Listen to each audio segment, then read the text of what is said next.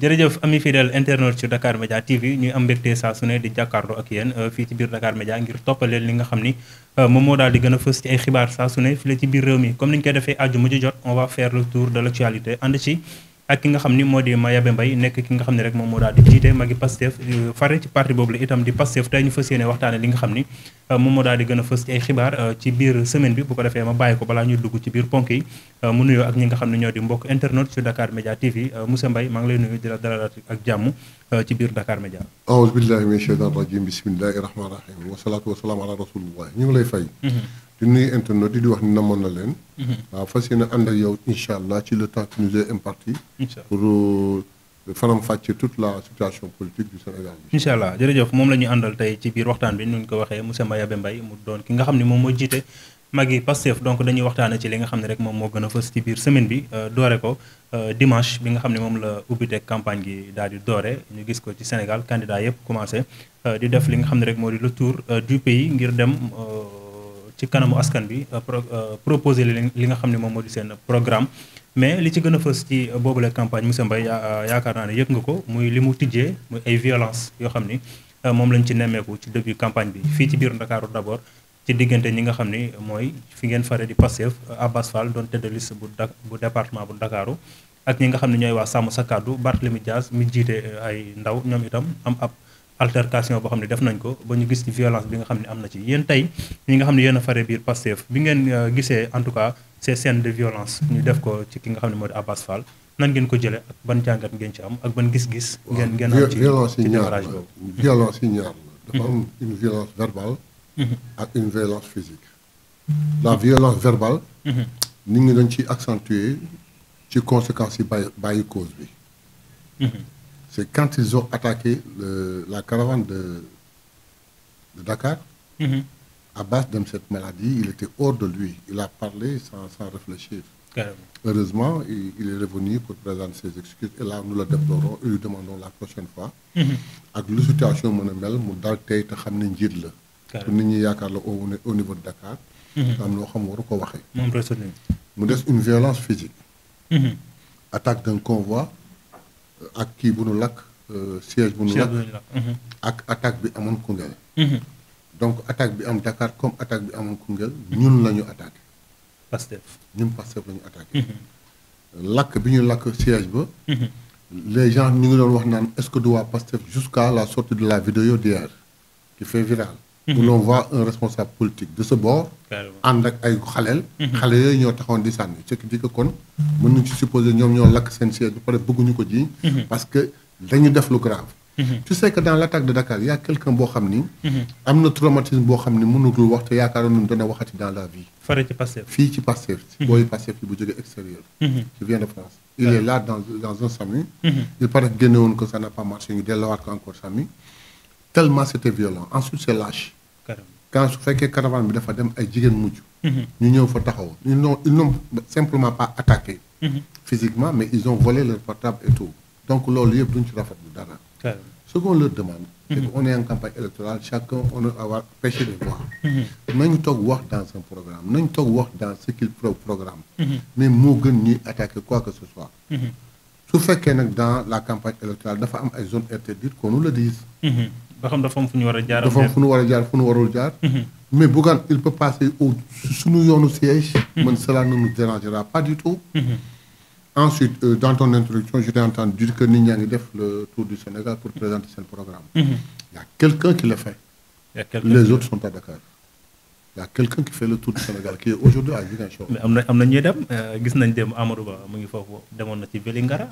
ñeneen ak ñeneen ñu ngi ci yeneen gox yi donc regarde-moi Amadou Ba qui va Vélingara c'est même pas ça fait même pas que moi je n'étais même pas au courant ah bon tu sais entre nous dafa mel ne Amadou Ba ak Ousmane Sonko rek ñoo nekk sur la scène politique ñu si des ñëpp day toog ci plateau yi di wax rek jël rek maa ngi def ay caravane yu yaraax mbaa ay meeting yu yaraax éviter de faire un meeting mu yaraax éviter de faire une caravane bu yaraax tu préfères naan damay def ay porte à porte pourquoi parce que loolu nga mën a wax ak dem ci plateau yi di wax ce n'est pas ça si l'opposition ne fait pas un effort pour renverser cette tendance le réveil sera très très brutal le 17. 17 novembre donc jot nañu jël seen ay armes mais ñu des ba tey ci scène de violence yi ñu gis ni à chaque fois Sénégal bu ay campagne électorale amee nii lañ koy dundee tey 21 jours de campagne ñu nar ñu am ay scène de violence selon vous ndax mënul andi ay njeexital ci li nga xam ne moo di élection législative ndax ñi nga xam ne ñoom ñooy provoquer ces scènes de violence nekkuñu di leen provoquer pour bëgg élection yi peut-être ñu am luñ ci lëndëmal wala boog mu bañ am si toutefois situation bi dégénéré. Les élections auront lieu quoi qu'il en soit. lu mënti am. mais violence bi persister mën na. non la violence ñun mënuñ ci dara d'autant plus que c'est nous qui sommes attaqués. mais ñun taluñu ko nous déroulons un programme. Vous voyez le candidat national. Ousmane Sonko. dans toutes les zones bu mu dem. en dehors du fait que day dem def ay certaines visites. def une caravane fu mu dem taxaw ko waxtaan ak nit ñi. mais il déroule un programme. dina wax nag politique. tontu ñii mbaa mu provoqué ñii mais sans trop de dégâts. mais li ko ëppal li ko gën a soxal li muy wax. mais la zone par rapport à notre référentiel. Ce que l'on prévoit, ce que l'on fait. Carrément. Ils ne peuvent pas en faire autant. Ils n'ont pas d'espace, ils n'ont pas de temps, ils n'ont pas d'espace pour parler. Parce que Ousmane occupe tout. Ils n'ont même pas d'espace pour parler. C'est bien un collègue de Berki Demrek, mais moi, naan Mayaba. mais ñun mënatuñ am ay vie mënatuñ def dara mais Mayaba ngir yàlla Ousmane Sonko nanu may tuuti. moo occupé lépp. man na ko mais ku lamb yaa tey daagul fan la nobee. yéen lan moo leen tey ngeen bàyyi seen yii ngeen di def te jóg topp Ousmane Sonko. ngeen ko génnee am vie yi ngeen war a am. mais bu ñëpp topp Ousmane Sonko tamit mbir bi du am jëmm il faut ñu wane ñeneen ñi li ñuy def. ku lamb yaa tey. tey gis nañ da ngay daagu fan la nobee. gis nañ sàmm sa kàddu. dem ànd ak Mayaba doo am 3 vues. te moo lay dundal. dem ànd ak yow te am 800 000 voire 1 million de vues. moo lay dundal. nga dem ànd ak nga d'autant plus que toi tu n'as aucune obligation. kooku RTS moo ko am ak yenn télévision yi. yow média net internaute yi mënoo amul benn obligation. tu peux suivre qui tu veux. ñëw na topp Mayaba bi nga xam ne doo am ñetti vues. alors que yow su ma la toppee am 800 000 vues. yow da nga bëgg ñun ñëpp ñu dem topp Ousmane Sonko. déedéet bëgguma ko sa collègue moo ma posé une question à savoir vraiment Mayaba muur ngeen nu ma ne ko ku lamb yaa tey topp leen Ousmane Sonko ngeen am ay vues. mais tu as vu des journalistes yoo xam ne ñu ngi topp Ousmane Sonko. le temps ñu jóge fii jëm fii. rapidement ñu dugg ci car bi dóor benn live bu ndaw. carrément am ci 80 000 vues. jàpp seen njàmbur toogaat te naan jërëjëf Ousmane. te bu ñu paree live bi ba tëj daal ne bi lay kenn Ousmane jërëjëf Ousmane. mais pourquoi ñooñu mënuñu def noonu. donc ñun xam naa mais ñii amuñu espace. et amuñu fu ñu waxee. très honnêtement les gens ne les écoutent même pas. ensuite parlons de la chose. un gars comme Amadou Ba. qu'est-ce qu'il va nous dire. Amadou Ba. il était dans le gouvernement de Macky. il était premier ministre de Macky. jusqu'à 1 mois des élections. bilan Macky nit ñi dindi nañ ko sànni nañ ci àll ba yàq nañ suñu dëkk. c'est à lui qu'on écoutera. nous parler de quoi mais gis nañ dem il a critiqué le gouvernement ci 8 milliards yi mu def ci Bakel ci inondation yi mu wax ne loolu c'est pas suffisant mënoon nañu am yeneen peut-être leneen lu gën a rëy loolu bu fekkee jafe-jafe askan bi moo leen ñor donc il est en train de dénigrer peut-être votre image politique. Ça me fait rire. Pourquoi ça me fait rire. Lui alors qu'il était le responsable alerte bi am il n'a pris aucune disposition. ba catastrophe bi am ñun ñu def effort malgré que amuñu ko malgré on a trouvé un Sénégal à genoux. ñu trouvé 8 milliards pour aider les gens mu ni doyul. mooy yàq na mais li ngeen ci def pour defar ko doyul. teg ci ni prévenir na woon. c'est-à-dire que man yàq naa négligent naa. defuma li ma war. ba lii yàqu. mais li ngeen ci def pour defar ko doyul. Amadou Ba je crois que il s'est pas entendu parler. bu déggoon boppam dana xam ne juum na trop. ce qu'on lui demande c'est pas ça. parce que actualité bi dafa am fil. Ousmane Sonko dafa génn. wax ni finance Sénégal dafa catastrophique. tudd 3 ministères des finances dont Amadou Ba. Amadou Ba génn. wax ni je n'ai jamais été épinglé par un rapport. Ousmane Sonko génn. ni que tu as été épinglé par l'OFNAC sur les affaires des 94 milliards. mu génn esquivé. di wax naan non ñii dañu wax ba jël réew mi dina wax ba yàq réew mi il n'a qu'à parler de ça. ça c'est un. deuxièmement pour la première fois au Sénégal. Une personnalité du pouvoir demande au chef de l'opposition kaay ñu def débat. C'est la première fois. C'est ça la question. C'est la première fois. D'habitude, c'est le contraire qui s'est passé. C'est l'opposition qui demandait à la personnalité Moubagne. Mais bien, c'est la personnalité qui demande à l'opposition. Mon làqu dernière CNRA. pour yaakaar ni rëcc na rëccul. rëccul parce que non. CNRA kii campagne électorale bi rek la am. baat wax ko. suñ ci génnee après. jeex na le débat restera là. mais est-ce que dina ko nangu parce que moom débat maa ngi gis mu ciy wax foofu ci Vélingara nee na am na yeneen ñu gën a am priorité que ay débat donc nañu jublu ci jafe-jafe askan bi moom moo gën ñuy organiser ay débat ici. que ni xam na Ousmane Sonko jamais il n'acceptera le débat. J'ai aimé un titre. Amadou Ba accepte sans condition. 101 avec 2-0. Amadou Ba ne s'aventurera jamais à s'asseoir en débat avec Ousmane Sonko. Il le connaît très bien liggéey nañu ñoom ñaar xam na mooy kan xam na ses capacités. du ko def jamais. donc comme je dis d'accord Amadou Ba a essayé d'argumenter a essayé d'amener une réplique à Ousmane Sonko. mais les autres qu'est-ce qu'ils font. les autres booy Dakar laa xaw ma lan man ku ma gis xam ne lii damay jaay kii affaire bi nekkul affaire guerrier affaire xam-xam. nappante non affaire bi du affaire guerrier. est-ce que c'est pas pour provoquer pour am lu ñu bëgg. parce que tamit lu mu bëgg du ko am. apparemment yenn réaction yi ñuy gis. opposition bi am na ñoo xam ne dafa mel dañu bëgg élection yi am peut-être. il nous a poussé à aller au-delà de nous en s'attaquant à nos demoiselles. et à nos dames. gaañ leen sàcc seen alal def yëpp de façon que ñu réagir. d'une manière boo xam ne tout le monde l'a déploré et on a présenté nos excuses. Cela ne nous arrivera plus. Le chien aboiera. Le chien mordra. mais la caravane passera. mais tey leneen lu mu taal. ci loolu la les propos de Abass Fall tey ñu bari jàpp ne bi mu ko waxee dañu ko doon convoqué mais ba tey gisuñu Abass Fall kenn convoqué ko. kàddu yi mu wax appel à la révolte la def tey woo ñi nga xam ne ñoo di ay militants am ñu génne ay armes que ça soit jaasi wala paaka. kenn mënu ko ci woo bu ñuy génne tey loolu action est-ce que waroon nañu ko mën a woo am lu ñu ko wax ak moom pour la prochaine fois mu yee ñi nga xam ne ñoom ñoo war a tenir ces genres de discours face à leurs militants. xam nga en pleine campagne électorale. ñu woo ki wax. bàyyi ki jëf.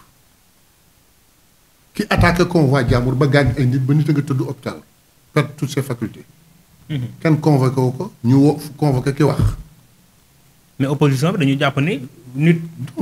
ñi fi def dara loo xam ne peut-être yoon war nañ ci mën a woo yoon tardewul pour woo leen. donc pourquoi mais non mu am lenteur ci yoon jamono ji ñu toll dafa am une certaine immunité.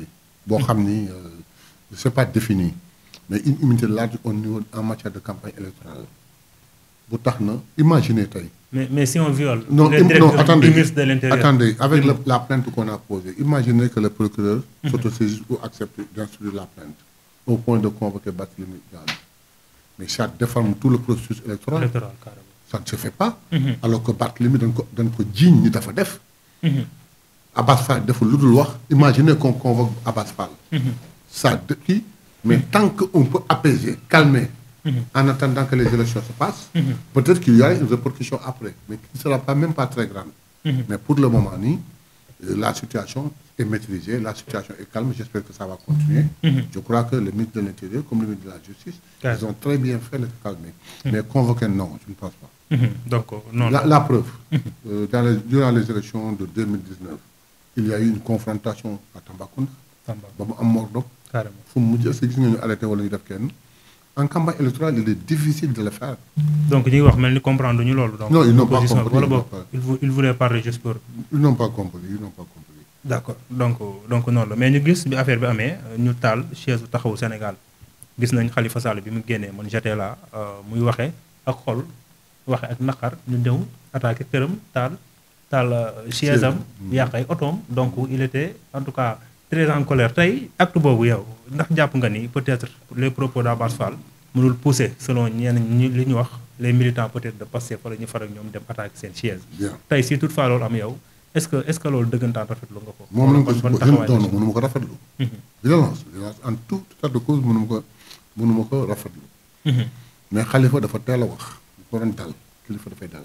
dafa teel a wax mais ñu taal sa tamit ñu taal sa chaise. waaw moo tax mu daal ba xam fu mu jaar. la vidéo qui est sortie là de hier. qui montre que seen waa kër ñoo ko def. pourquoi il n'est pas sorti pour rectifier. am na vidéo bu leer naññ bu génn bu ñu wane kenn ci seen responsable sinon la seen tête de liste. moom moo supposé ci vidéo bi ku ko gis moom ngay wax ñu indi ko wax ko. mu ànd ak ay xale jox téye téléphone am jox leen instruction. xale yi dox dem dellu soit ñëw commencé def li ñuy def mu ni fàng ñëpp gis ko man on l'a envoyé hier. léegi kon leer na ni ñoom la seen biir seen bopp. léegi ñun lu si suñu yoon donc le problème qui se pose mooy. alhamdulilah la situation s'est calmée plus ou moins. J'espère que ça va continuer pour que les élections se déroulent dans les meilleures conditions et que les meilleurs gagnent. Seulement. Ils n'ont pas d'argument. La violence, c'est pour ceux qui n'ont pas d'argument. Nous, nous avons parce que nous nous attaqué. On nous attaque à Dakar, on nous attaque à Congen. Hein? On nous attaque partout. Mais nous, quoi qu'il en soit, ils peuvent prendre de croyer. Je ne sais pas, ils n'ont pas lu la tendance. S'ils avaient lu la tendance, ils auraient autre chose à faire que d'attaquer nous. Plus que nous attaquer, parce que un des grands journalistes, comment est-ce qu'il l'appelle? J'oublie toujours son nom. Il dit quand Ousmane Sonko est attaqué, il tient le haut du pavé. Quand il attaque, il tient le haut du pavé. Donc, attaque UNIDEF, nous devons donc, nous avons un argument. S'il ne cherche pas à renverser cette tendance-là, si cette tendance-là continue, le réveil sera très, très, très brutal. Donc, on dirait. Parce que nous avons à chaque fois. À chaque fois, vous gagnez une stratégie. La stratégie d'Ousmane Sonko est très simple. Dans son discours, il y a 3 parties. Dans la première partie, soit il répond d'une façon humoristique, pour que nous ayons la preuve, il dit non, je ne suis pas bondé. Carrément. Parce que je suis bondé. Tant qu'il y a rien bondé, tout le monde sait ce qu'il veut dire. Donc, je distraire. Ensuite, je tente. Mais si je tente de tout de nit, day wax fait bi, day tontu ben fait, wala ben expression. Yam ci lolu et les gens ont compris. Ça donne à l'opposition de quoi mijoter, xey fanan ci goudou pour yewu pour xalat nuy waxat. Pendant ce temps-là, et là ça ne dure même pas 5 à 10 minutes. Il prend 1 heure de temps à parler du référentiel par rapport à la zone. Décortiquer ko. Def un dialogue entre mom ak jeunes yi. Imaginez quel est le responsable politique qui a osé au Sénégal. Taxaw jeunes yi taxaw nga leen jeunes yi est-ce que paré ngeen pour dellu ci tool yi. Senghor ñemewu ko woon Abdou Diouf ñemewu ko Abdoulaye Wade ñemewu ko Macky ñemewu ko. Lui il a dit que est-ce que ñeme ngeen dellu ci tool yi. Bu ngeen ñemee dellu ci tool yi on mettra les conditions yu tax kenn du leen gën soor. Xale yi accepté que c'est ça la politique. Mais il a compris. fan lay jaar askan bi te dañuy gis Ousmane Sonko à chaque fois bu demee ci benn gox day mel day étudier ñooy li ñu bëgg. Bien sûr tey bu demee Mbour day wax pêche bu demee Kaffrine wala faneen wax. Mais c'est ça la politique. li nga xam ne moom la ñu fa bëgg donc mu mel ni il déroule bien sa stratégie. Mais la stratégie consiste d'abord dans les 10 premières minutes à distraire et à répondre à certains qui. Ensuite, en 1h30, à parler du programme et de la zone. De la zone, carrément. Ce que nous prévoyons par rapport à la zone, hein, tu ne peux pas aller à Tambacounda et leur parler de pêche. Donc, à Tambacounda, il y a des problèmes spécifiques. Donc, le projet prévoit quelque chose à Tambacounda par rapport à la situation. Donc, sauf à demain, l'on va dire wax dundal len xam ko promettre que te fess yena ko def. En terminant, mu del soit ce li ñu commencé woon distrairaat nit ñi sànni leen pic boo xam ne ñoom au lieu ñu dem au concret fan lañu toog di ko xalaat naka lañ koy tontoo suba gannaaw suba ba dem. Donc c'est ça. Donc on a même pas la même façon de faire la politique. Gis nañ pic bi mu sànni Barthélémy Dias wax ni am ñoo xam ne bu ñu tëjoo seen nekk xam nga def lu ñuy def. waaw bu ñu tëjoo seen nekk def lu ñuy def naan seen yu tàng yooyu génn ñëw taxaw di wax rek kooku tontu ko ni ko man sama religion permettre naka mais yow sa religion permettre loolu. nga ñaan waaw mais de quel Barthélémy il faut se fier. mais loolu ndax mën naa jur jàmm. est-ce que dina apaiser climat politique. Il y a aucun problème. Il y a quelqu'un qui est très à l'aise dans une relation boo xam ne doxal naka na mu waree. jàppale copain doomu ndeyam. na mu waree. Et il y a quelqu'un d'autre boo xam ni. il se sent tellement frustré pour avoir trahi. Au point où partout où il sort il se voit mal lui. Il n'a même pas d'argument. Amul lu muy reproché Ousmane Sonko. ba affaire bi déclenché woo ak tey est-ce que dégg nga une seule fois Ousmane Sonko wax ba tudd ko wala wax lu jëm ci moom. à part nag Moussa ne ko ping mu delloo ko. te delloo poliment. il fait rire les gens. mais il cherche pas à le détruire. Il parle de lui en faisant rire les gens. mais il parle pas de lui en le détruisant. ñoom seen problème yëpp mooy essayer de le détruire loolu mooy seen problème. donc dans une relation bu amoon doomu ndey c'est lui qui l'appelait doomu ndey Ousmane ne l'a jamais appelé doomu ndey ñoom ñaar ñu àndandoo Ousmane a joué le franc jeu à un certain moment lui il a trahi on lui avait confié Dakar mu yaakaar ni sax na ay laaf day naaw ce sera son premier et son dernier mandat je te l'avais dit les résultats de Dakar au soir des résultats de Dakar je ne sais pas où est-ce que tu diras doyen wax na ma ko Inch'Allah il sera totalement surpris on lui montrera que moom la Dakar Inch'Allah Inch'Allah espérons bien donc ñu ñëw ci violence bi am fële tamit Koungheul gis nañ ñu attaqué convoi bu Ousmane Sonko ba gànci ki la di Malick Gakou donc mu doon benn attaque boo xam ni c'est un peu violent donc ñu bari di ci takkal nag ñi nga xam ne ñoo di takku wàllu Sénégal parce que ay journalistes yu fa nekkoon ne leen spécimen bi ñu fa gis bu takku wàllu Sénégal la. man affiche bi ñu taf ci oto bi. voilà man j'attendais mu doon peut-être sàmm sa kàddu wala beneen coalition tey pourquoi takku war a mën a attaquer côté Ousmane Sonko. personne ne comprend. parce que la dame là c'est la dame bi ñu incriminé mooy la dame bi nekkoon foofu la mannequin de l'Assemblée nationale. borom taay baas bi daan daagu di kër gi. kooku la ñu ak pourquoi. parce que lu fa masuta am moo fa am. dafa jommi alors que Amadou Ba devrait passer après. Ousmane Sonko jaar def fa razzia xol bi jeex. ci waxi nit ñi. lu ñu fort ci wéyu boy. mooy il a recruté des Jakartaman avec qui il devait faire le tour de la ville fay leen. gis nañu ay Jakarta ak ay oto yi. ñooñu ñëw à un certain moment il devait bloquer le cortège. le cortège kii ñu yónnee ay kii ñu dem confrontation am ñu sànni ay xeer bon c'est pas aussi grave qu'on le dit ñu sànni ay xeer on a su maîtriser la situation. mais Malick Gakou mais ñoom Malick Gakou il paraît-il d'après les informations que j'ai. Malick Gakou à un certain moment a voulu sauter du véhicule pour wàcc.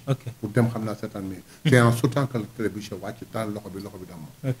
donc ce n'est pas quelqu'un boo xam ne dafa ñëw attaquer Malick Gakou blessé que carrément. ay jeu de pierre la woon. mais ces jeux de pierre là bi mu amee. la riposte a été tellement forte parce que ñun ku ñu attaqué li tooy si yow la jóge à moins que nga bett ñu comme à Dakar où l'on s'attendait vraiment pas à ça. mais ça nous a alerté pour que feneen ñu jël disposition bi attaque bi amee. la riposte était tellement forte. Jakarta yi bàyyi fa Jakarta man yi bàyyi fa Jakarta yi daw borom oto yi bàyyi fa oto yi daw. c'est là où on a vu des effigies d'une certaine coalition. c'est pourquoi on a dit que waa coalition bii la. parce que ki attaqué sànni xeer dafa bàyyi otoom bàyyi fa Jakartaam. ñu ñëw fekk fa ay affiches ak ay tout des tas de choses. et ce n'est pas nous qui l'avons dit c'est la presse qui l'a dit.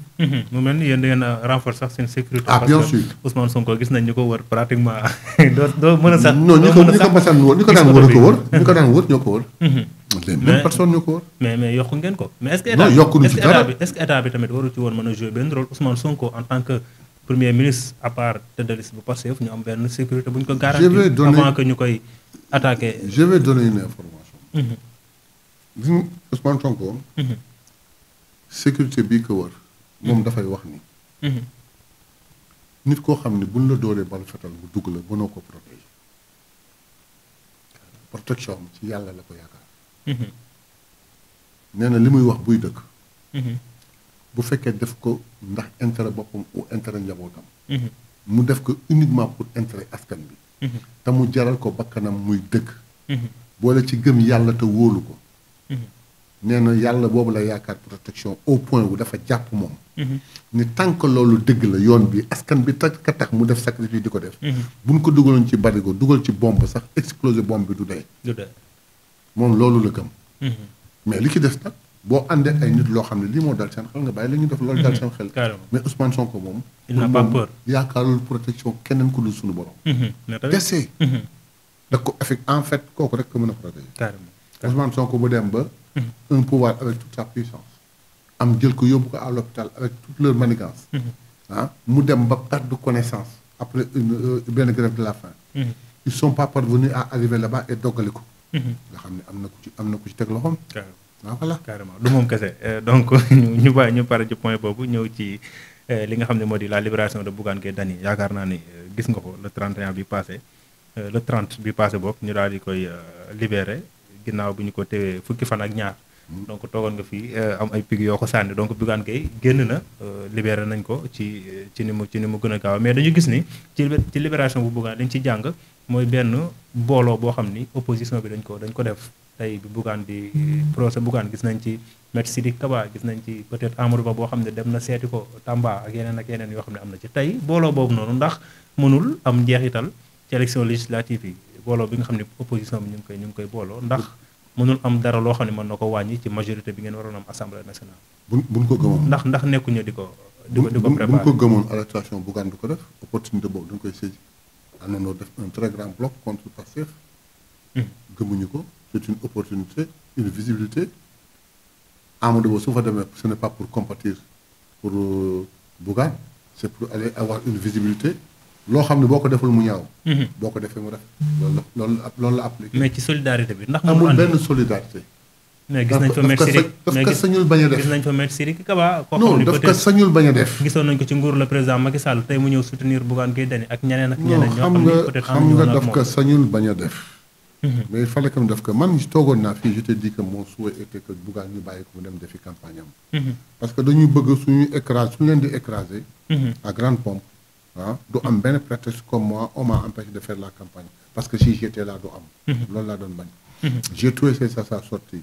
c'est même heureux pour moi. d'apprendre aussi par la même occasion. la sortie du commissaire Keïta. Commissaire Keïta, j'ai toujours dit que sa place n'était pas la prison. C'était un commissaire de police. Un commissaire de police mooy grade bi gën a kawe ci police. avec un niveau. bon su demee parce que nit ñi dañuy war a def analyse objective. parce que su demee ba moom. avec son niveau intellectuel. mu dem bay wax loo xam ne xale lu CM2 du ko wax. nga xam ni y a problème. nga xam ni dafa soj. nañ ko yóbbu fi ñuy faje soj. à Fann ou à Dalal Xel.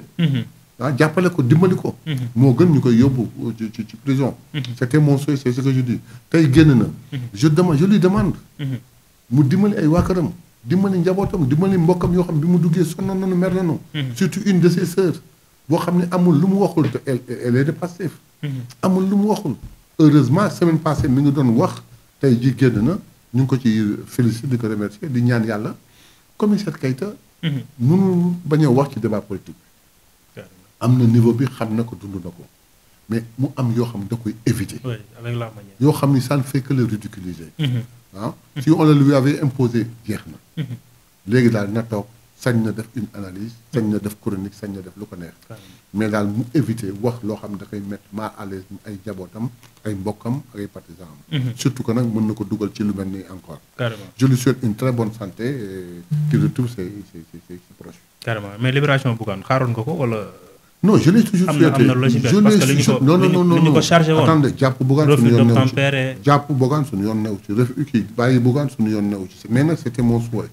mon souhait est que Bougane génn pas parce que deful dara mais c'est parce que damay bañ ëllëg ñu am une victoire écrasante mu ni maa fi nekkul dañ ma denc pour mën a am lii c'est pourquoi j'ai souhaité sa sortie mais je condamne totalement et fermement ce qu'il a fait.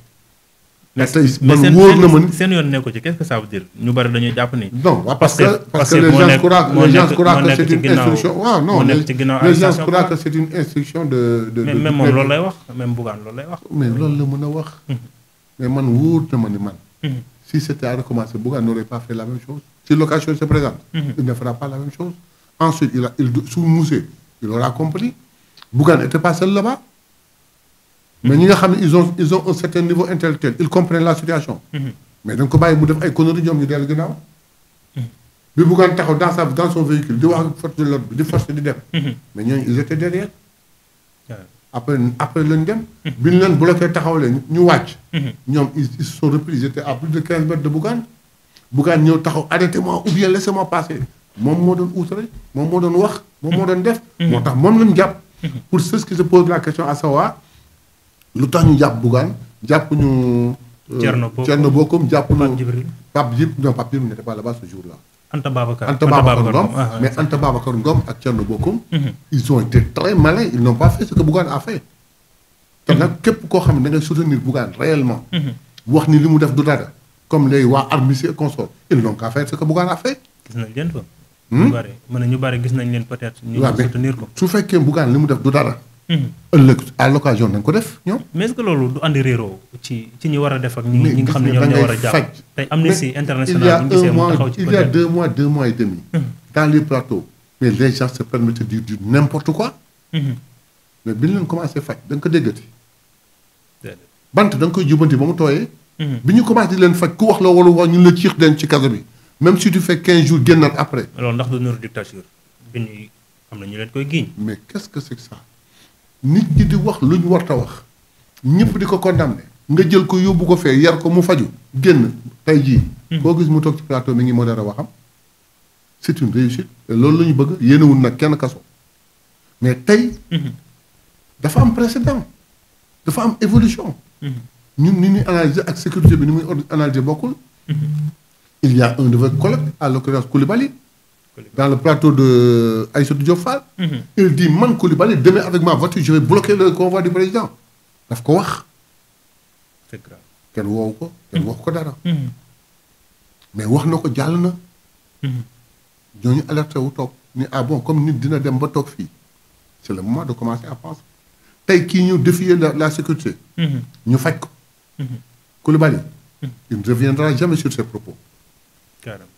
Quelqu'un d'autre ne fera jamais ce que Bougane a fait. Mais vive les forces de sécurité. Mais Bougane est sorti.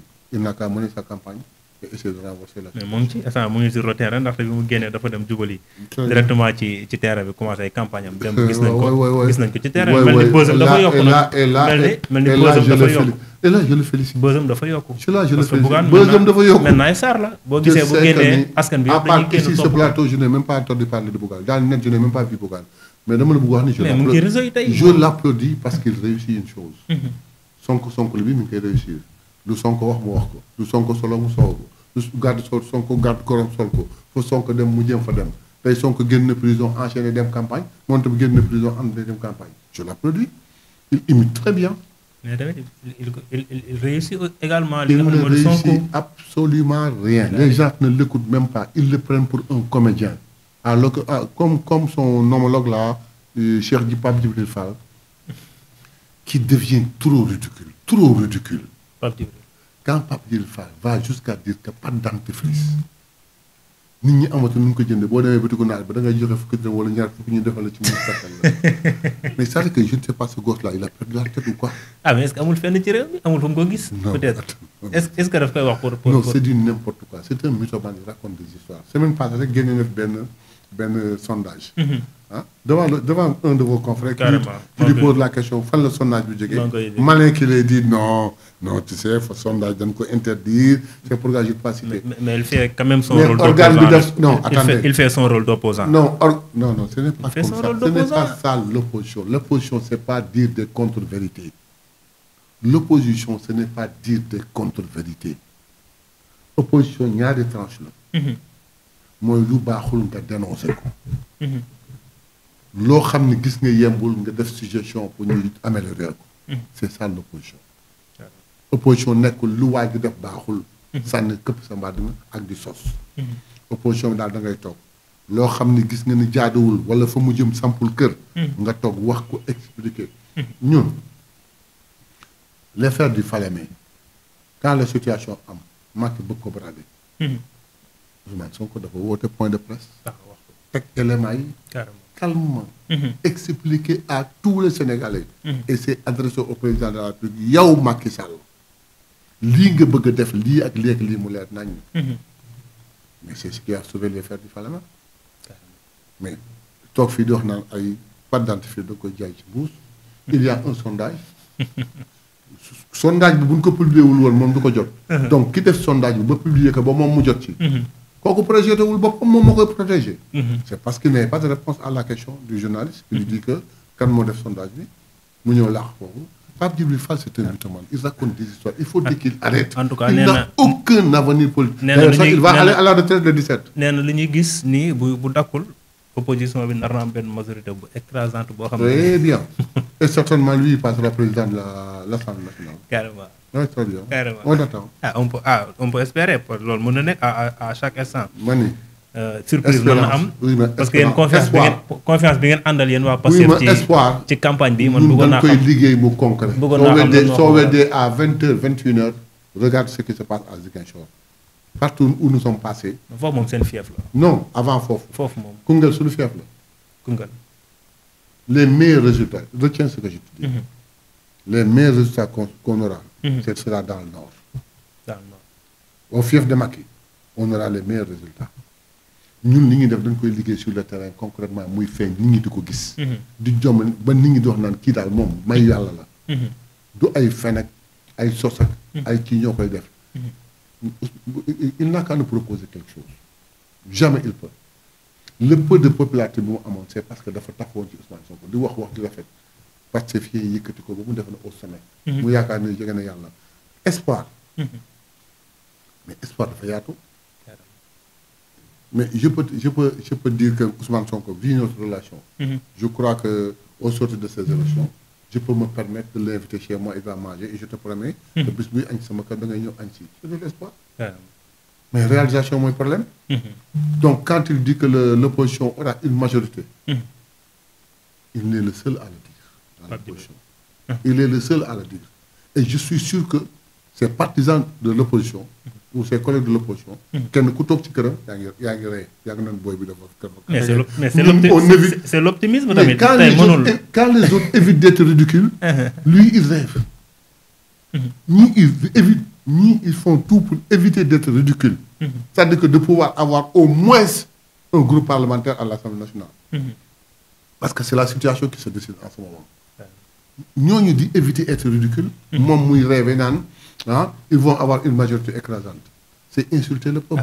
Espérons. Non, c'est insulter le peuple. mën na nekk nag mën nañ dem ba ci biir. mais am na loo xam ne opposition bi am majorité bu boobaa. tamit est-ce que. ils n'auront même pas, ils risquent de ne pas avoir de groupe parlementaire. L'opposition. Toute l'opposition réunie, si cette tendance continue, risque de ne pas avoir un groupe parlementaire. mais tey takku wàllu bu demee rejoindre Sàmm Sa Kàddu ñu boole seen doole tey loolu mën na jur lu bari. C'est-à-dire que yow tu peux voir que ni. donc vous pouvez les Sénégalais à des surprises. Tu vas voir que les Sénégalais qui étaient fatigués il y a 8 mois, qui en avaient marre, dàq Macky Sall, dàq ka mu yabal, dàq ka mu choisir. Ces Sénégalais en 7 mois ont vomi ce pouvoir-là au point jël majorité bi di ko jox ñii. am na loo xam ni c'est mën nañu ko planifier. mais xam nañ du am ilaa yawmi diin. Cette opposition-là risque de ne pas avoir de groupe parlementaire waxuma la naan dañuy am une majorité. Ils n'auront absolument rien. On verra le 17 novembre inchallah. tax lii may wax nii dama ko teg uniquement sur la confiance que j'ai au peuple qui croit en nous. qui croit en nous, qui aime ce que nous faisons. Et bu am espoir. parce que xam nga enjeu élection yi. ñaari enjeu yi gën a rëy ci élection locale yi. législative yi. mooy ñaari fay yi. La haute cour de justice, l'amnistie. Il faut mettre en place une haute cour de justice et dégager une amnistie. Et 2 camps se dégagent. Le premier camp, moi, c'est ceux qui ont bouffé l'argent du pays. Torti, Francoulaye. Ils ont peur de la haute cour de justice, moo tax ñu rey seen bopp. Ils ont investi beaucoup d'argent, mais malheureusement, mënuñu def campagne bu normale. ñu ngi tonkoon kenn ci ñoom nelawatul. Pour se protéger. Kenn ci ñoom nelawatul, sachant bien que ni une majorité écrasante va se dégager et une haute cour de justice sera mise en place. Donc affaire bi yàqu na. kenn ku ne yaa nga dem sur la terre des marabouts. pour ñu protéger la. Deuxièmement, ceux qui ont recruté des nervis, ceux qui ont armé les nervis, ceux qui leur ont donné des ordres, ceux qui les protégeaient, ceux qui leur ont donné des domiciles, ils les hébergé et tout. Plus ces mêmes nervis, on chasse l'amnistie. Mais ñooñu ñëpp aussi ils font tout pour que duñu am majorité pour mën a dàq amnistie bi. Donc ñaari enjeux yi nganda yooyu moo tax ma wax peuple bi ni leen incha allah on mettra en place une haute cour de justice. ensuite dinañ dégager sàmm amnistie bi ci àll ba. nous avons simplement besoin d'une majorité. mais sauf qui peut mën nañu ko waxee noonu nag. ñoom jamono ji dañu mais bien sûr ce sera un sauf qui peut. dañu nekk mais ils n'échapperont pas. Nous avons promis au peuple. mais man li ma gis ci campagne yi xaw naa tey sama xel la. ci majorité écrasante bi ngeen di wax. ak li ma gis opposition bi di ko dérouler ci campagne yi. waaw xam nga tu as une façon de voir tu es le seul à voir comme ça. tout le Sénégal regarde dans le net tous les commentaires sont qui. lii c'est extraordinaire. Mais les gens ne parlent même pas de l'opposition au Sénégal. Bon, vous les journalistes, bon, écoutez, par respect à votre métier. Mais yéen. Par respect à votre métier dans un plateau. da ngeen di wax rafetal ordre. Mais man wóor na ma ni.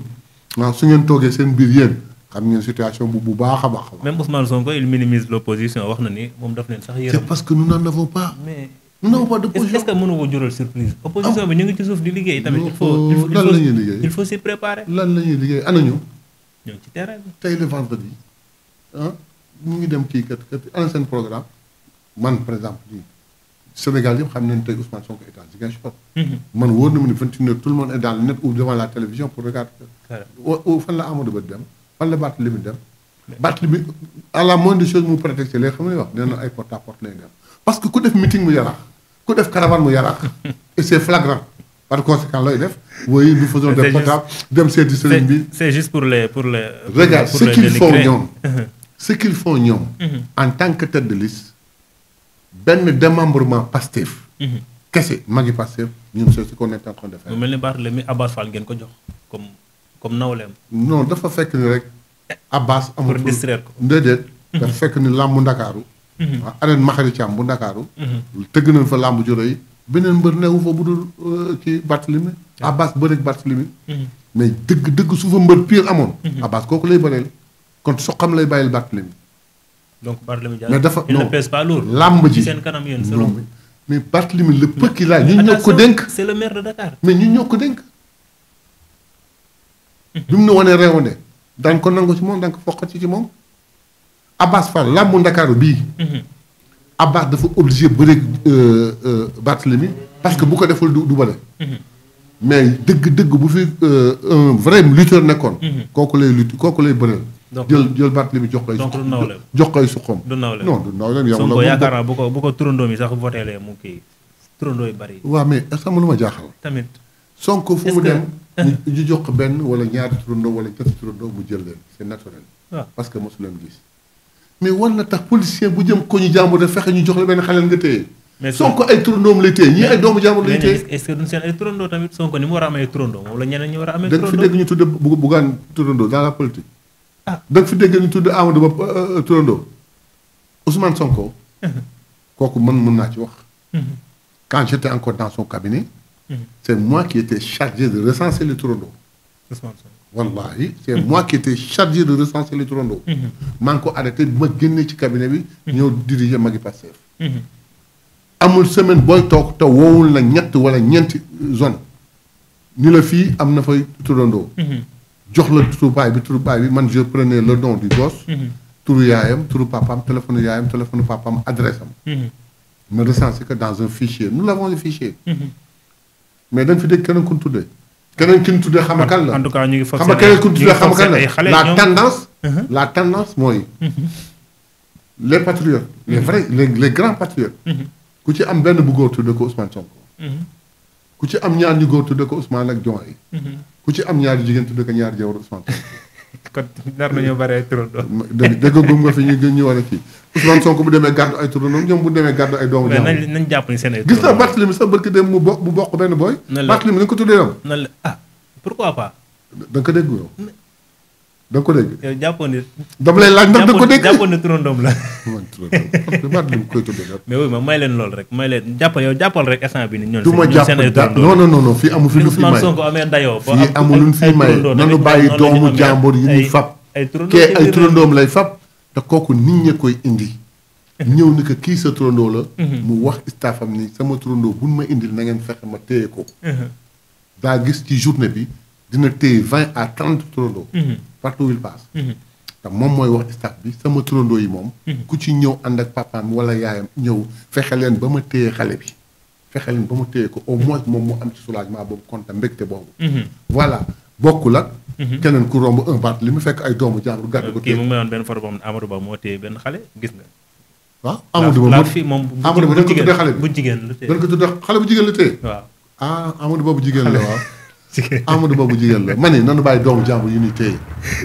sama yow bàyyil sama gaay waay yow jàppal ni rek seen ay turandoo la mais ñu ñëw ci da nga am say gaay ma am samay gaay voilà ñu ñëw ci beneen ponk boo xam ni Ousmane Sonko tamit wax na ko ci campagne yi mu doon benn loo xam tamit jur na ay rumeur ci biir réew mi muy 1000 milliards yoo xam ne daf ko wax ni am na ci ay compte yu ñu ko gis donc loolu nag dafa xaw a jéggi dayoo tey 1000 milliards ñu gis ko ci compte koo xam ni peut-être nekkoon na ci peut-être état bi fi nekkoon tey loolu est-ce que c'est pas de la politique c'est pas de la politique Ousmane Sonko du sos du fen billaahi am na Ousmane Sonko bi mu génnee wax ba pare la nemee les voix autorisées lu ñu wax Ousmane Sonko a modéré ses propos mais boo waxoon li Sénégal musiba am boo waxoon lépp musiba am. c'est ce qu'ils ont 1000 milliards ci attendez j'ai vu Abdou Mbow nee na banques yi nekk Sénégal yëpp bu ñu leen dajale woon je sais pas. parce qu'il croit que ces 1000 milliards sont dans cette banque du Sénégal. oui Abdou Mbaye qui dit que way loolu mënu am sans BCEAO yëkk sans xam. Mais ces 1000 milliards là. ban nit moo dof di détourner 1000 milliards di ko bàyyi ci banque Sénégal mais xam nañu fu mu ne Ousmane Sonko bu demee ba wax ko c'est parce que maîtriser nañu téye nañu ko te mënatul dissiper wu. loolu c'est grave. c'est très grave. Et c'est rien par rapport ak li am Sénégal. ces 1000 milliards là. C'est rien du tout par rapport ak li am Sénégal. waxoon nañ leen ni le Sénégal li fi nekk yëpp suñ ko waxoon nit ñi jël yar fekk leen seen kër. mais dinañ ko régler incha allah ba mu jeex tàkk xaaral haute cour judiciaire taxaw. L'année 2025 dina tàng. dina métti trop. 1000 milliards yooyu il faut ñu régler ko parce que am na ñu sax nan la ñuy gisee 1000 milliards. ci benn compte waaw xamuñu ñoo ko wax. dem di lebi ci biti xaalis. au lieu xamuñu ci yomb 1000 milliards yooyu. xamuñu ci yomb. nan ñu jox majorité rek. ñu taxawal haute cour de justice. xëy na 1000 milliards ça fait partie des premiers dossiers yu ñuy réglé. loolu moom jot na. loolu 94 milliards feront partie des premiers yu ñuy réglé. non 1000 milliards yi ba pare loolu moom bu duggee ci réew mi yëpp leen koy réglé. réew mi réglé wu. dañ koy réglé ba mu réglé incha allah. incha allah donc ñu jeexal rek ak le président Macky Sall waxoon nga ko fii. ne du ñëw donc jamono ji mu ngi def ay appel ay campagne sur WhatsApp. waaw innovation ñu bari nee naan ñoom mooy candidat wu. non innovation la candidat wu immigré yi. non non xam nga lu ma jaaxal. On disait que Ousmane Sonko c'est le candidat des réseaux sociaux. Quand la tendance a changé. C'est Macky Sall maintenant. C'est maintenant Macky Sall maintenant qui est devenu le candidat des réseaux sociaux. Entre nous. Analyse pour analyse. Quand Ousmane Sonko occupait les réseaux sociaux, faisait passer message aux réseaux sociaux, mu am ampleur dem. Leur réplique c'était quoi? Non, c'est le candidat des réseaux sociaux. Macky Sall même le disait. Aujourd'hui, Ousmane Sonko occupe le terrain. Et brillamment. Lui, il se contente des réseaux sociaux. Donc la tendance va changer. Est-ce qu'il y a un choix? Vu écho yi fi am bu fi ñëwee fii du génnaat dëkk bi dañ koy jàpp wala boog dañ koy. Je crois pas que bu fekkoon accusé comme haute trahison yu mel noonu. Est-ce que loolu tere ko ñëw tamit su fekkoon ne réellement. mu mel ni yow sax xamoon nga ko parce que waxoon nga. waxoon naa du mës a ñëw. Je crois que s'il avait la conscience tranquille. que mu leer que ne moom en son intime conviction. deful dara lu compromettre interview bi. dina am problème naan ndax danaa ñëw du ma ñëw. je pense pas. su ñëwul kay il a quelque chose à se reprocher. su ñëwul. il a quelque chose à se reprocher. mais nee na moom bu bëggee ñëw amul dara lu ko teree ñëw il a juste respecté la tradition moo tax mu génn mais heure bu waree ñëw Sénégal dina ko wax. s'il avait respecté la tradition il serait pas candidat. même si on lui demande il dira je suis désolé mais je peux pas. je peux vous aider mais moi je peux pas être tête de liste. su fekkoon dafa respecter la tradition. Abdou Diouf après son départ Senghor après son départ n'a jamais été tête de liste. Abdou Diouf après son départ ne s'est jamais intéressé à des élections. Abdoulaye Wade après son départ de même. Il n'y a que Macky qui après son départ même pas un an après vient devenir tête de liste. Pourquoi ça? lan lañ mën a. Mais c'est parce que tout simplement. dafa doon sonder pour voir. Est-ce que dina mën a nekk tête de liste s'il parvenait à avoir une majorité. ñëw fii nekk président de l'Assemblée nationale am une immunité. pour pouvoir maintenant s'implanter et éjecter les gosses. Mais malheureusement ce calcul-là c'est qu'il l'a faussé d'office. mu dem toog fa mu toog di wax naan su fekkee nekkul à l'ordre du jour kañ lay nekk à l'ordre du jour. c'est pas du sérieux c'est une trahison. mel ni moom jamono ji moom mooy candidat wu Modou yaa loolu lañ ko tuddee. non parce que moom mooy yore campagne Europe. mooy yore non campagne bi ci biti pour gérer foofu tamit maintenant non il faut faire très attention. Modou ci diaspora bi. le président Macky Sall muy fa diaspora bi Pastef ak moom ñoom ils le savent. est-ce que bàyyi ngeen xel ci loolu donc loolu aussi. diaspora bi Pastef ak moom. diaspora bi Pastef ak moom il le sait bien. en tout cas vous êtes trop optimiste ci mais xam nga pourquoi parce que nous avons cheminé avec le peuple. la confiance day yokk rek wàññiwul benn yoon. nous sommes très prudents avec ce que nous faisons. nous sommes allés avec le peuple en tant que opposants. di wax peuple bi di ko informer. di ko orienter. peuple di am confiance ci ñun. 2017 une toute fine partie du peuple voté non. ñu dem plus fort presque Assemblée nationale. c'est à l'Assemblée nationale que Ousmane Sonko a montré qu'est-ce qu'un député. qu'est-ce que le rôle d'un député. avec ses positions. avec ses positions avec ses explications. carrément. avec ses attaques du gouvernement. te la mu doon wax tey moo feeñ tey wax leen askan bi dëgg lii ngeen di def tegu leen ko fenn vos chiffres sont truqués moo feeñ tey. donc pour dire que lu mu la wax dëgg la. Deuxièmement, nous avons élection présidentielle 2019. C'est ce même peuple qui se rattache à lui et fait de lui officiellement le 3e à l'élection présidentielle. Et tout le monde sait que ces résultats étaient totalement truqués. Maintenant, nous départ continuer. Nous sommes législatifs. Nous sommes en tête de liste, catastrophe n'a pas. Cohabitation n'a pas. Qu'est-ce qu'ils font? Ils font une manigance de façon à éliminer sa liste. Oui, carrément. De par sa générosité, ils mènent une campagne, fal ay députés. Ba yóbbu leen ballottage. On va à l'élection présidentielle, mu ñëw. Def lépp ñu jàpp tëj, jàpp lieutenant tëj, jàpp xaritam tëj, jàpp kii tëj, jàpp ay rakam tëj, jàpp ay doomam tëj, rey ñii. Mu toog fa mu toog ñu dissoudre parti. Ñu connaît le peuple continue à avoir confiance en nous. Oui. Et se sacrifie. Mu dem ba à un certain moment, ils sont parvenus à l'écarter. Mu joxoñ Diomaye. Diomaye est sorti brillamment. C'est ce même peuple. Bi ñu jéem a satisfaire. Ñëw une assemblée nationale nous met des bâtons dans les roues. Ñu toog en légaliste xaar ba moment bi jot ñu dissoudre que. Nous tendons la main à ce peuple pour mu jox une majorité. Le gars qu'on avait balayé revient pour lui dire non, bu ko jox ma. Mais le peuple n'est pas. C'est pas logique. C'est pourquoi. Mais le peuple reste toujours fidèle à Ousmane Sonko. loolu moo tax ma doon expliquer. Sunu optimisme. Carrément. waaw sunu optimisme. dañ ko teg ci xam la yàllaay dogal. mais teg ko ci sunu relation ak le peuple. Oui, carrément ça peut se comprendre parce que gis nañu Ousmane Sonko depuis 2019 bokk ci benn élection nationale te malgré tout peuple bi ñu ngi ci ginnaawam. donc léegi nag li ma bëggoon wax mooy fal na ay maire. fal na ay député. fal na président de la République. te yëpp yéen a ko ci jàppale. te Ousmane Sonko bëgg falu. dëgg la donc espérons bien que. loolu rek moo lay wan ni. razzia mooy am. mooy am attendons le 17 novembre moom ma bàyyi la nga wax sa kàddu gu mujj ci dafa mel ni jeexal nañu. waaw kàddu gu mujj gi mooy ñaanaat.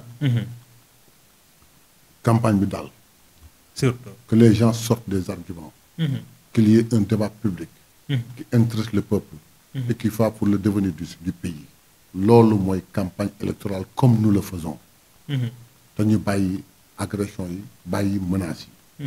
ku waxoon rëcc ko bu mu ko waxaat ku jëfoon rëcc ko bu mu ko defaat.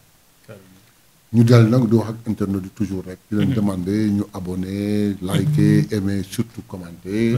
ça nous permettra de mieux perfectionner l'émission pour leur bonheur. di sant ñëpp di gërëm ñëpp.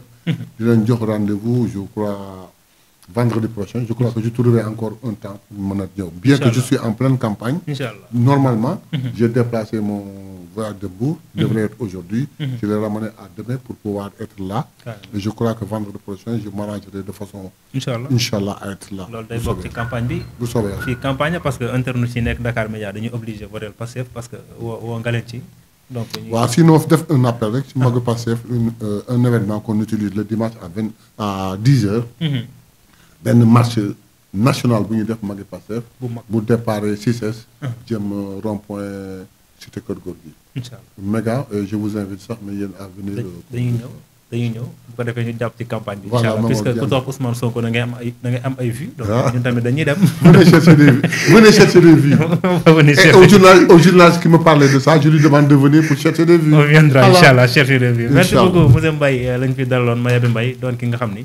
moom moo daal di jiite magi Pastef doon gis ngeen on a fait le tour encore de l'actualité waxtaane li nga xam ne moom moo daal di gën a fës ci ay xibaar ci biir semaine bi donc chaque vendredi nii lay demee ñu ànd ci ak moom di leen ko andil rek fii ci biir Dakar Media TV donc di leen sant di leen gërëm mbokk yi di leen jox dig daje ëllëg ajjuma ci beneen jotaay jërë ngeen jëf